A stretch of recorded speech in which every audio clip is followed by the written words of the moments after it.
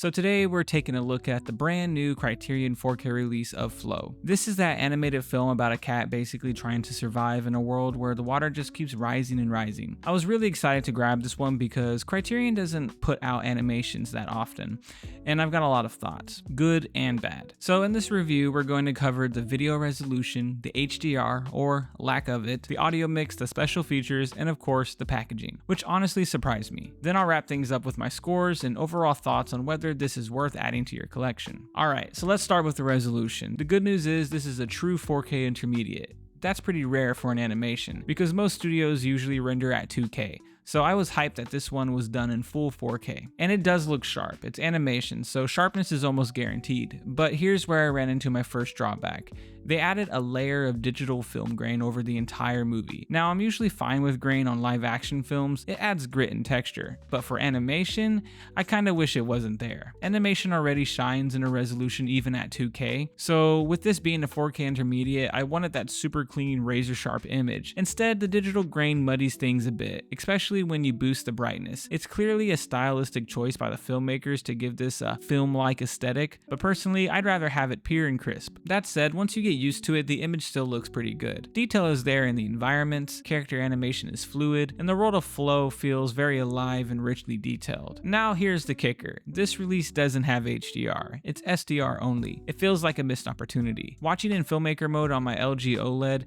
this movie came across very dim. The backlight wasn't being pushed, so I actually had to do something I never do. I switched to vivid mode and manually adjusted the settings. I bumped up the colors, added tone mapping, and made the picture brighter. And once I did that, wow, this movie looked beautiful. Sunsets pop, the blues and greens of the water and landscapes were vibrant, and the film's aesthetics shine through.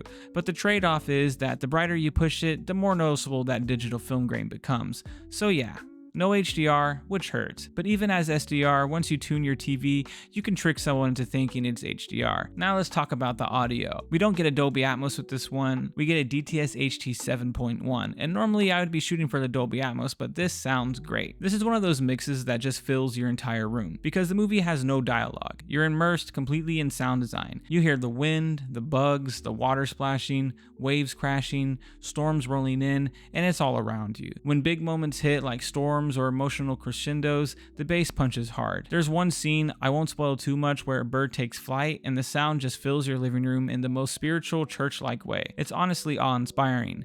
If you like your movies loud, this one delivers. I'd put the audio up there as one of the best parts of the release. Another best part about this release is the special features. Being a Criterion release, you expect strong extras, and this does not disappoint. On the disc, you get audio commentary with the director, a full bonus animated featurette that's about 75 minutes long. You get interviews with the producers, the director, and the co-writer, a nearly hour-long documentary based off of the making of the movie, optional commentaries, unused shots, animatics, proof of concept teasers, trailers, and TV spots. This thing is stacked. I haven't even made it through all of them yet, so the packaging surprised me in the best way. Online photos make it look like your standard Criterion release, but when I got it in hand, it actually has this holographic foil effect, almost like a shiny Yu-Gi-Oh! Or Pokemon card. The slipcover has this baby blue foil shine with the cat on the front, and it just looks stunning. When you remove the slip, the inside box goes even further. It's a gold foil artwork showing the cat and his animal friends on a boat at sunset. Inside, you get a booklet with artwork of the animals and some notes about the movie, plus a sheet of stickers featuring the characters. The set comes with 3 discs, 2 Blu-rays and 1 4K UHD, and honestly, the packaging is up there with some of my favorite from Criterion's. So where does Flow stand as a 4K release? Video is a 7 out of 10 for me. Beautiful animation, but the digital grain knocks it down a bit. No HDR, but we have SDR, so a 7 out of 10. No HDR hurts, but with some TV tweaks,